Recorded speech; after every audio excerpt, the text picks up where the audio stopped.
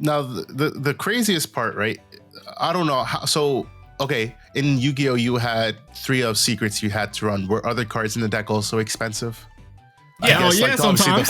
Sometimes. It depends on the deck you're playing. So sometimes some decks there was like multiple secrets and multiple ultra rares. It was like, come on now. So the interesting thing about Yu-Gi-Oh is the card pool is so big though that if you couldn't play one of those really expensive secret rares, you could probably find an alternative for the meta. Right. Like back in the day, Raigeki and Dark Hole. All right, Raigeki was the expensive secret rare card or ultra rare, whatever it was. Raigeki was a secret rare. Holy hell. Yeah, I believe so. And then Dark Hole was like reprinted 1,000,001 times, and it's pennies until they finally that. You know what I'm it. saying? Right. Depending on which time era you're talking about with Yu-Gi-Oh. It's so funny when I'm looking at Raigeki prices right now, and I'm like, oh my god, they're so cheap.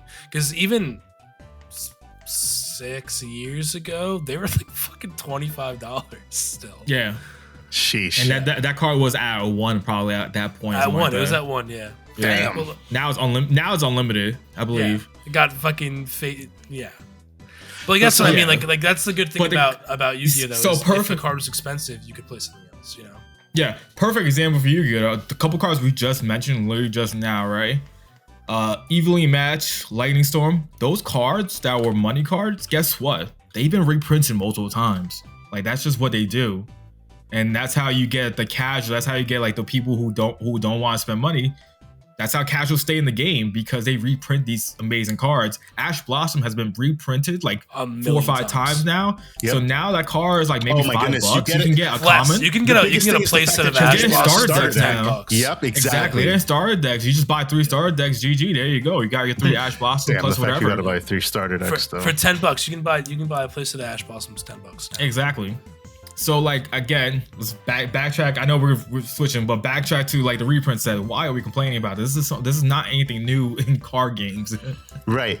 So like the point that I was trying to make is like when it comes to Digimon, Greymon being the exception because of when Greymon came out and the pieces that were used in it, a deck that requires a 4 of card is the most expensive. It tends to be the most expensive card that you'll pay for, and everything else is pennies. Royal Knights, Omnimon was. I wouldn't even say that, to be honest. I think that a lot of times playsets are pretty cheap. What ends up being expensive in Digimon, is if your deck has to play a secret rare, like Chaos or Ruin mode. Like you got to play Ruin mode. You know what I mean? Like that's an expensive card. But even then, you play 2, so $120. Or Dexmons when they were really expensive. I think that actually all the decks, like the base decks in Digimon, are fucking dirt cheap. Yeah, when you start playing the expensive stuff. O-Force is an exception because you had to run 4 arenas, right? Well, so O-Force, Royal Knights exception because you had to play Omnimon. Not anymore. I mean, back then it was still $30. But even at a point, a piece now. Yeah. Even at a point, Examons were 20, I want to say 25. So it was $100, and then Davis's. So 120 for Examon. Royal Knights, Omnis were maybe 20, also 25 at a point, and you didn't have to play Secret Rare Gallimon. I'll tell everybody that. Like, it's a good card, but you could have played any other Gallimon or any other Royal Knight. But if you wanted to play Gallimon, all inclusive, $160 for Royal Knights. When you compare that to every other card game for meta decks, that's nothing. That is nothing. So the big thing now is that, Apocalypse in Japan, and now mind you, before we talk about the price, pull rates in the Japanese version of Digimon are different. They get 1 secret rare per box. I believe it's either 1 secret rare or 1 alternate art. I can't remember what the exact ratios are, but almost basically whatever we get, they get halved. They get maybe 6 to 7 cards in a pack, whereas we get 10. They get less packs in a box. We get 24. They get some lesser amount. Their boxes are also cheaper because of all of that. But their Apocalypse, somewhere between $70 to $90. I don't know how much they are right now, but I know players were complaining about it. Now that one's a little bit different, right? Because that means you're anywhere between $200 to $400 for a 3 to 4 of secret.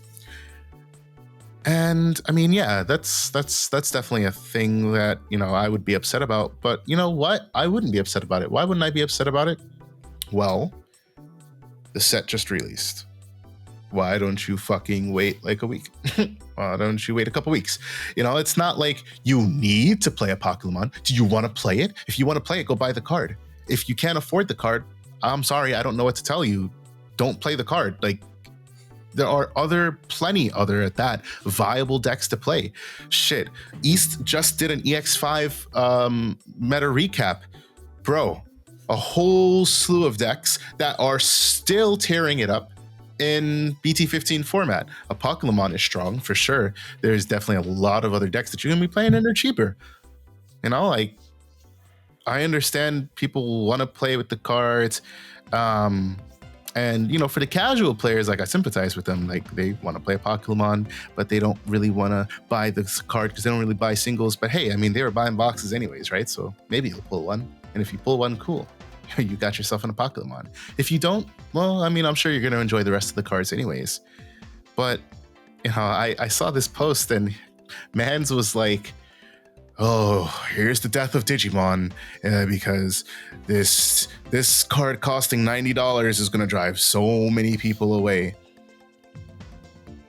I remember showing that to Dan. A terrible reason. I just feel like so terrible. So, all right, here's like we just talked about Yu-Gi-Oh. I played Yu-Gi-Oh when I was in college. I was a broke college student, fucking dirt poor broke college student, bro. You know, Yu-Gi-Oh is an expensive game. There was a lot of decks I could not afford. You know what I did? I did not play them. I said, I can't afford this right now. I'm not going to spend money I don't have on a fucking card game. I'm just going to play cheaper decks, whatever. And have fun with it, right? Yeah, I had literally, I think the only reason I graduated college is because I showed up every day to play fucking Yu-Gi-Oh! If I wasn't showing up to play Yu-Gi-Oh! I probably wouldn't have fucking showed up to college, bro. Fucking being honest, you know what I mean? Like right. Just play. You don't have to play. And I get it. Like, if that's your favorite Digimon, you want to play that deck. I understand, but like, bro, don't. You know, it's a fucking card game. I love this card game, but don't put yourself into debt playing this card game, or don't think you need to buy these fucking cards. Like, just wait. You know, wait a little bit. Prices will drop. I'm sure. Definitely wait. I mean, that's like the biggest 100%. Thing. You know. And even if you can't play it right now, this brand new deck, right? And I understand you want to play it right now, right? But if you wait a set, 2 sets, maybe the deck becomes less relevant, right? Then you can pick the deck up for cheap and play it. If it's your favorite Digimon, I think that waiting to play it isn't a bad move. If you're gonna, and also to, you know? Yeah, and also, you know, if you really want to play, you just buy it bit by bit. Maybe you save a couple dollars here and there from paycheck. And so on, you go buy one. If it's that do it all over again, if you really want to, you know, save up or whatever you choose to do, and probably by then it'll be even cheaper. So, but maybe the first one will be a little bit expensive, but maybe the second one will be maybe $10 cheaper, and then so on, depending on how the meta goes. You know, Pokemon probably will stay up there because that's gonna be a busted ass deck. But you know, that's what I've done, especially when we were talking about like Yu-Gi-Oh. I used to just save up for certain cards and then go from there. I have only loved one deck so much that I paid release day prices for the entire deck, and that was Hexamon. I paid, I don't know, somewhere maybe like $350, $400. Did you do that for Royal Knights? Kind of. Royal Knights basically the first week. I didn't get it all in one day. Okay. Because like Hexamon, I went on TCG Player. I put everything in the cart because I knew I wasn't buying any of that set, and I bought everything for Hexamon.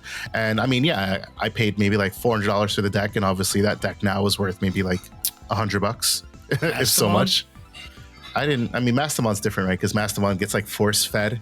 Yeah, but you bought every fucking alt you could as soon as it dropped. Well, because I knew I was going to love Anji Woman. Like, honestly, if I hadn't sold you the Mastamon deck, I would have sold the deck without the Anji Womans. As a matter of fact, I think that's exactly what I did, right?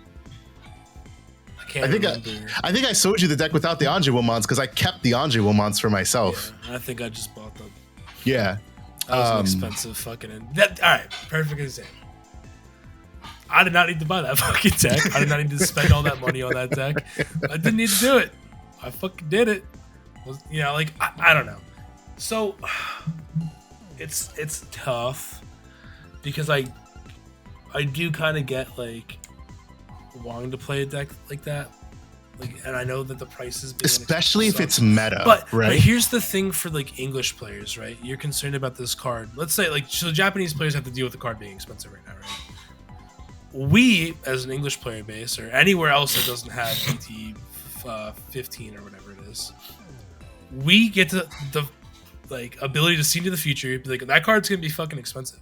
If that's a deck you want to play, and you know it's gonna be expensive, save up for it now. We have a few months. You know, if that is the deck you are set on playing, then skip. You know, don't buy anything crazy for BT14. Just buy base ready stuff. You know, like you don't need anything from BT14 to play Pokemon. You know. Yeah, I mean that's exactly what I was planning on doing. I purposely didn't buy. I mean, obviously, I wasn't going to buy any of the reprint set anyways. I'm not really going. You know, I'll buy a couple of the starter decks. That's it. BT14. I want the Fenry stuff.